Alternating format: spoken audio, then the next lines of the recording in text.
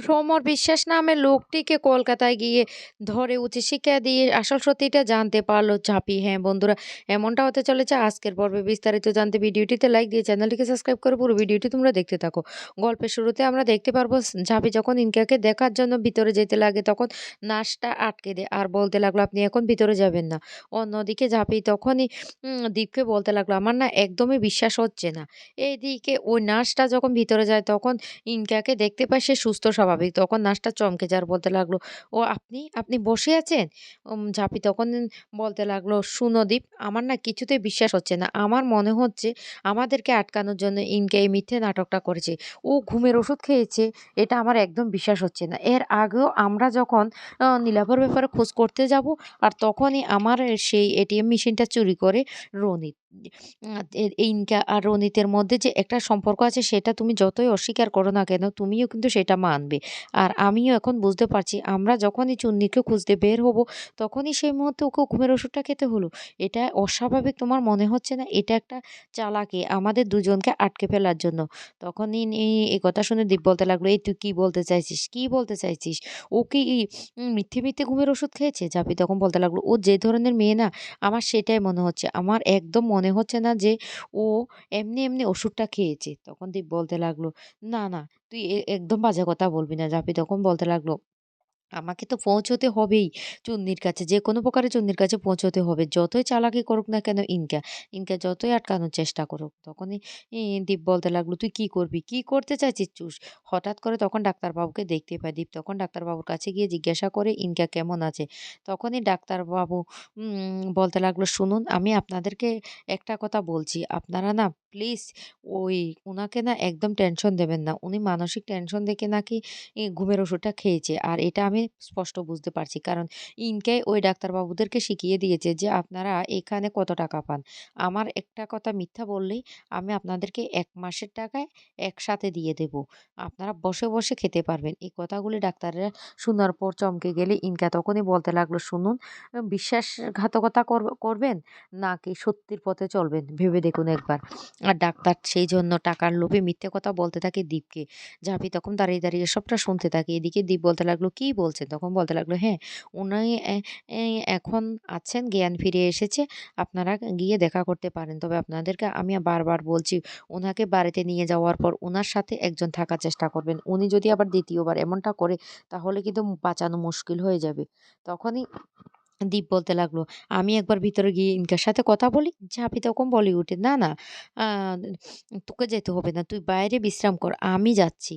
তখনই ঝাঁপি বলতে লাগলো, "আমি এই মুহূর্তে দীপের সাথে বাড়াবাড়ি করতে চাই না। কারণ এই মুহূর্তে যদি আমি দীপের সাথে বাড়াবাড়ি করি তাহলে আমি চুন্নিকে কিছুতে খুঁজে বের করতে পারব না। চুন্নিকে খুঁজে বের করতে হলে দীপকে আমার পাশে দরকার।" এইদিকে দীপ ভিতরে গিয়ে বলতে লাগলো, "ইনকা তুই এই কাজটা কেন করেছিস বল?" ইনকা তখন বলতে লাগলো, "কি করব? যে ঝাপের গর্ভে তোর সন্তান সেটা আমি কিছুতেই মেনে নিতে পারছি না। আ কারণ আমি তো তোকে নিয়ে স্বপ্ন দেখেছিলাম।" তখনই দীপ বলতে লাগলো, "ও শোনো ইনকা, আমি তোমাকে এমন কোনো প্রতিশ্রুতি দিইনি যে তোমার সাথে আমি সারা জীবন কাটাবো। কারণ আমাদের মধ্যে একটা ভুল বোঝাবুঝি চলছিল কিন্তু আমি কোনো প্রতিশ্রুতি দিইনি।" ইনকা তখন বলতে লাগলো, "হ্যাঁ, তুমি প্রতিশ্রুতি না দাও। কিন্তু তুমি যে আমাকে ভালোবাসো সেটা আমি বুঝতে পারি। না হলে আমি আজকে এতদিন পর্যন্ত তোমাদের বাড়িতে পড়ে আছি। তুমি তো কেন পড়ে আছি বলো? আমার এত কিছু ক্ষতি হওয়ার পরও তো আমি তোমাদের বাড়িতে তোমার পাশে পড়ে আছি। তাই প্লিজ তুমি বিশ্বাস করো, তুমি ছাড়া আমি এক মুহূর্ত থাকতে পারব না। এই মুহূর্তে আমার কেমন জানি না অসহায় বোধ মনে হচ্ছে।" এদিকে ঝাঁপি বাইরে দাঁড়িয়ে সবটা শুনতে থাকে। তখনই ঝাঁপি সেখানে চলে এসে বলতে লাগলো, "ইনকা, ইনকা তুমি যে কোনো ঘুমের ওষুধ খাওনি সেটা আমি বেশ ভালো করে জানি। তোমার মতো মেয়ে কি করতে পারে সেটা আমি বুঝে গেছি। এই ঝাঁপি তুই এটা কি বলছিস?" ঝাঁপি তখন বলতে লাগলো, "তুমি আমাদের মাঝখানে কথা বলতে আসবে না। আমি যেটা বলতে এসেছি আমি সেটা বলে এখান থেকে চলে যাব। আর সাথে আমি তোমাকে নিয়ে যাব।" তখন বলতে লাগলো, "শোনো তোমার সাথে এই মুহূর্তে তোমাকে মানসিক শান্তি দেওয়ার থেকে ওর বোনকে খুঁজে বের করা সবথেকে গুরুত্বপূর্ণ। তাই ও আমার সাথে যাবে। আমরা চুন্নিকে খুঁজে বের করব। তুমি এখানে পড়ে থাকো।" তখন ইনকা বলতে লাগলো, "দীপ তুমি যেও না, তুমি যেও না। আমি খুব একা বোধ করব।" কিন্তু ঝাঁপি দীপকে নিয়ে সেখান থেকে চলে যায়। ইনকা তখন প্রচন্ড রেগে চিৎকার চিৎকার করতে থাকে আর বলতে লাগলো, "সবটা আমার হাতের মুঠোয় চলে এসেছে কিন্তু ওই ঝাঁপিয়ে এসে সবটা বিগড়ে দিল।" এদিকে দীপকে নিয়ে ঝাঁপি বাইরে আসলে অজয়কে জিজ্ঞাসা করে থানায় ওই ফোন নাম্বারটা ট্র্যাক করতে পারছে কিনা। কিন্তু অজয় বলতে লাগলো, "পুলিশ তাদের কোনো সাহায্য করেনি। ফোন নাম্বারটা তারা ট্র্যাক করতে পারেনি।" তখনই ঝাঁপি প্রচন্ড রেগে যায় আর বলতে লাগলো, "চলো তো একবার থানায় যেতে হবে। ওই উম ব সুকুমারের চেলাদের সাথে কথা বলতে হবে। সুকুমারের চেলারা কি শুরু করে দিয়েছে, কি শুরু করে দিয়েছে?" দীপ তখন বলতে লাগলো, "ঠিক আছে, আমাদের সবাইকে এখন থানায় যেতে হবে। আগে ফোন নাম্বারটা ট্র্যাক করে জানতে হবে চুন্নি কোথায় আছে। এই মুহূর্তে চুন্নিকে খুঁজে বের করা আমাদের কাছে সবথেকে গুরুত্বপূর্ণ।" এরপরে ওরা তখন থানায় আছে। তখন সুকুমারের সেই এই পুলিশ অফিসে যারা আছে তারা প্রচন্ড মিথ্যা কথা বলতে থাকে আর বলতে লাগলো, "আমরা কোনো সাহায্য করতে পারব না।" ঝাঁপি তখন প্রচন্ড রেগেছে আর বলতে লাগলো, "কি ভেবেছো সুকুমারকে এখান থেকে বদলি করা হয়েছে। আর তুমি? তুমি ছাড় পেয়ে যাবে? তুমিও ছাড় পাবে না। আমাদের যদি হেল্প না করো তোমাকেও এখানে থাকতে দেব না। তোমারও শাস্তির ব্যবস্থা করব। নীলাভর যেমন শাস্তি হয়েছে তোমারও শাস্তির ব্যবস্থা করব।" এই বলে হুমকি দিতে তাকে ঝাঁপি। আর তখন ওই অফিসার বলতে লাগলো, "আপনাদের যা ইচ্ছে তাই করুন। আপনারা থানায় এসে হুমকি দিচ্ছেন তো আপনাদেরকে এবার লকআপে পুরবো।" জাপি তখন বলতে লাগলো, "ঠিক আছে, আমাদের বন্ধুকে খুঁজে পাওয়া যাচ্ছে না, আপনারা হেল্প করছেন না, উল্টো আমাদেরকে লকআপে পড়ার হুমকি দিচ্ছেন তো এবার দেখুন আমরা কি করতে পারি। তবে এই মুহূর্তে আমরা এখন কিছু করব না।" এরপরে অজয়ও চিৎকার চেঁচামেচি শুরু করে। দীপ তখন বলতে লাগলো, "অজয়, এখানে চিৎকার চেঁচামেচি না করে আমাদের আগে দরকার চুন্নিকে খুঁজে বের করা। চলো আমরা এখান থেকে বেরিয়ে যাই। এখানে সময় নষ্ট করলে কোনো লাভ হবে না।" এই বলে ওরা যখন বেরিয়ে আসে তখন হঠাৎ করে একজন কনস্টেবল দৌড়ে এসে বলতে লাগলো, "আমি না আপনাদের একটা কথা বলতে চাই।"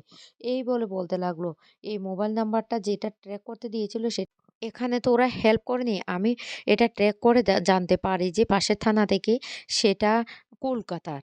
আর যে লোকটার অ্যাড্রেস দেওয়া আছে সে একজন কেরানি। আর ওর অফিসের ঠিকানাটাও আমি খুঁজে পেয়েছি। অফিসের ঠিকানাটা দেওয়া আছে। আমারও একটা বোন আছে। বিশ্বাস করুন আমি বোনদেরকে সম্মান করি। তাই আমি আপনাদেরকে এই খবরটা দিতে পেরেছি।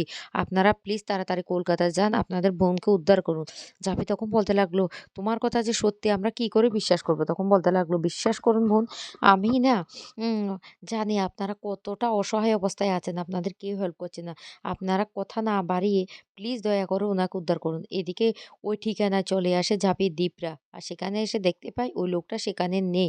ও চা খেতে নাকি একটা দোকানে গেছে। তখন ঝাঁপিরা বলতে লাগলো, "এখানে দাঁড়িয়ে থেকে লাভ নেই। চা'র দোকানে যাই।"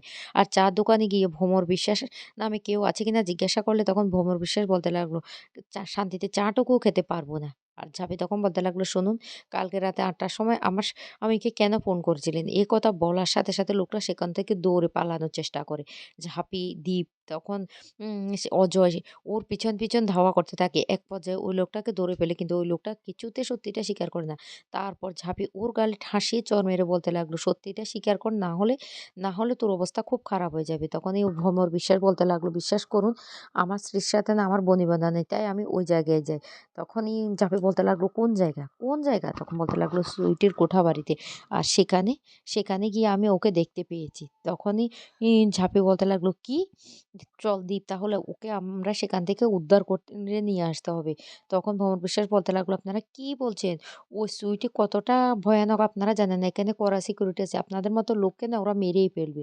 তখনই ঝাঁপি বলতে লাগলো, "তার মানে কি বলতে চাইছেন?" তখন ওই লোকটা বলতে লাগলো, "বিশ্বাস করুন আমি তো আপনাদের সবটুকু বলে দিয়েছি। আপনাদের বোনকে আপনারা ওখানে গেলে পেয়ে যাবেন। প্লিজ আপনারা যত তাড়াতাড়ি সম্ভব ওখান থেকে উনাকে উদ্ধার করুন।" তো বন্ধুরা, কেমন লাগলো আজকের পর্বটি অবশ্যই কমেন্ট করে